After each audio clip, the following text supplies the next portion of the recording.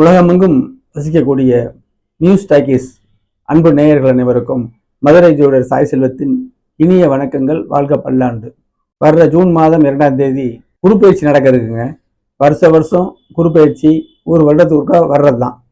ஆனால் இந்த குருப்பெயர்ச்சி உச்ச நிலையில் 12 வருஷத்துக்கு ஒரு முறை உச்ச நிலையில குருப்பெயர்ச்சி ஆகுதுங்க. மிதுன ராசியிலிருந்து கடக ராசிக்கு ஜூன் மாதம் 2ஆம் தேதி வராரு. அடுத்த வருஷம் அதாவது 2027 ஜூன் மாதம் வரைக்கும் அங்கே இருப்பாருங்க. இந்த உச்ச குருப்பெயர்ச்சி கோல்சாரத்தில் அதி முக்கியத்துவமானதுங்க. அப்போ இந்த கோல்சாரம் நான் இப்போ ஏற்கனவே என்ன சொல்கிறேன், அவசியம் பார்க்கணும் அப்படிங்கிறேன்.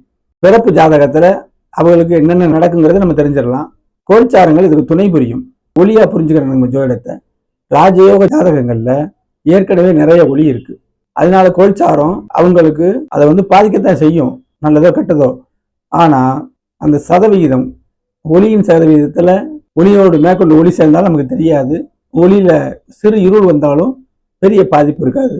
அந்த அமைப்பில் பலவீனமான ஜாதகங்கள், அதாவது பலவீனம்னா என்னென்னா, நம்ம அதிர்ஷ்டம் குறைந்த ஜாதகம் எடுத்துக்கிறணும். அதிர்ஷ்டம் இல்லாத அன்றாடம் உழைத்து பிழைக்கக்கூடிய சிறு குறு வியாபாரம் செய்யக்கூடியவங்க, ஒரு சின்ன நிலத்தை வச்சு அதில் விவசாயம் பண்ணி செய்யக்கூடியவங்க, சிறு கடை வைத்திருப்பவர்கள், இப்படி அடிப்படை ஆதாரம் எதுவுமே இல்லாமல் அன்றாடம் பிழைக்கக்கூடிய அமைப்புல உள்ளவங்களுக்கு இந்த கோல்சாரம் கண்டிப்பா பலன் கொடுக்கும். இப்ப ஜென்மகுரு சிறைவாசம்னு ஒரு பழமொழி சொல்லி வச்சிருக்காங்க. அதுல எல்லாம் தவறான வார்த்தை. குரு சுபக்கிரகங்கள்ல முதன்மையானவருங்க. உச்ச நிலையாம வராரு. அப்ப அந்த ராசி பலப்படம் எடுக்கணும். அதே மாதிரி அவருடைய பார்வைகள் விடுது பாருங்க, அந்த இடத்துலையும் பலன்கள் கண்டிப்பா வரும். அதே மாதிரி முழு பாவக்கிரகமான சனியோட நிலையவும் இதை எடுத்து சொல்லணும். அப்பதான் சரியாக இருக்கும். துலாம் ராசி அன்பர்களுக்கு இந்த குரு பகவான் அவரது பயிற்சி எப்படி இருக்கும், எத்தனை நிலைமைக்கு கொண்டு செல்லும் அப்படிங்கிறத பார்ப்போம்.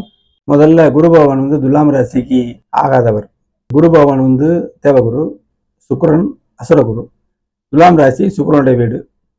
அப்ப எதிர்த்தன்மை கொண்டவர் தான். இருந்தாலும் 3ஆம் இடம் முயற்சி, சகோதரம் தரக்கூடியவர் குரு பகவான் தான். 6ஆம் இடம் வேலை, கடன், வேலை, நல்லதும் கெட்டதும் தரக்கூடியவர் குரு பகவான் தாங்க. இந்த அமைப்புல உள்ள குரு பகவான் 10ல வராருங்க. 10ல குரு வந்தா பதவியை பறிக்கும்னு ஒரு தெரியாம சொல்லி வச்ச விஷயம். 10ஆம் இடத்துல குரு இருக்கும் போது ராவணனுக்கு பதவி, பக்கத்து வீட்டுல இருக்கக்கூடிய குப்புசாமிக்கு என்ன நடந்துச்சு, எதிர் வீட்டுல உள்ள கந்தசாமிக்கு என்ன நடந்துச்சுன்னு பாக்குறது இல்லை.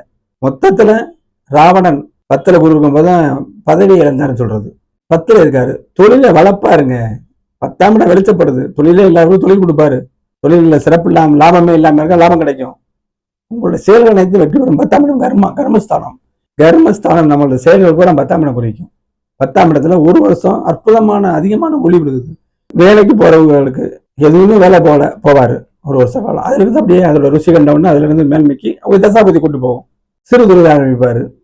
அது நகர்ந்துகிட்டே இருக்க தொழில், தள்ளு வண்டி நடத்தினாலும் சரி, எதுனா அவங்க தசாபுத்திகளுக்கு தகுந்தவாறு யோகமே இல்லாதவர்கள் கூட தொழிலமைப்பு கண்டிப்பா வரும். 2ஆம் இடத்தை குரு பார்க்கிறாரு. திருமணம் ஆதவர்களுக்கு திருமணம், வருமானம் செயலாக வருமானம், புதிய வருமானம், குடும்பத்தில் சுப நிகழ்ச்சி, எத்தனை விஷயம் இருக்கு. அப்போ தொழில் ஸ்தானம் வலுக்குது, அதனால வருமானம் வரும். குடும்பத்தில் கரைச்சலா இருக்கா, சாந்தமாகும், அந்நியோன்யம் பிறக்கும், வருமானம் நல்லா இருக்கும். அதனால 4ஆம் இடம் சந்தோஷமும் கிடைக்கும், வீடு நல்லா இருக்கும், கல்வி விஷயம் நல்லா இருக்கும், தாயாரோட உதவி கிடைக்கும், தாயார் நல்லபடியாக வருவாங்க, வாகனம் ரிப்பேர் பண்ணலாம், அவங்க சக்திக்கு தகுந்த புதிய வாகனம் வாங்கலாம், இருக்கிற வானத்தை மாற்றிட்டு இன்னும் உயர்வை வாங்கலாம். இப்படி எல்லாம் விஷயங்கள்ங்க. சுகம், தன் சுகம் பெருகும். 4ஆம் இடம் உங்க ஜாதகத்துல பலவீனமான அமைப்பு இருந்தால் இப்ப 6ஆம் இடம் செழிக்கும், வேலை சிறக்கும், சுபக்கடன் அமையும், தாய்மாமன் நல்லா இருக்கும். துலாம் ராசிக்கு புதன் பாக்கியாதிபதி. தாய்மாமனோட உதவிகள் கிடைக்கும். தாய்மாமன் பெண்ணை கல்யாணம் பண்ணணும், தாய்மாமன் மகனை கல்யாணம் பண்ணணும்னு நினைக்கக்கூடியவர்களுக்கு அது வாய்ப்புகள் வரும். இதுக்கு மேல சொல்ல முடியாத விஷயங்கள். ஒரு மாளிகையின் வாசல் தான் 2ஆம் இடம். 2ஆம் இடமே செழிப்பா இருக்கு. வருமானத்துக்கு என்ன பொறுத்த வரப்போகுது. ஒரு சிறு வியாபாரம் கூட பண்ணி விவசாயம் நல்லபடியா இருப்பீங்க. குலதெய்வத்தை வழிபடுங்க, இஷ்ட தெய்வத்தை வழிபடுங்க. துலாம் ராசிக்கு அற்புதமா இருக்கும்.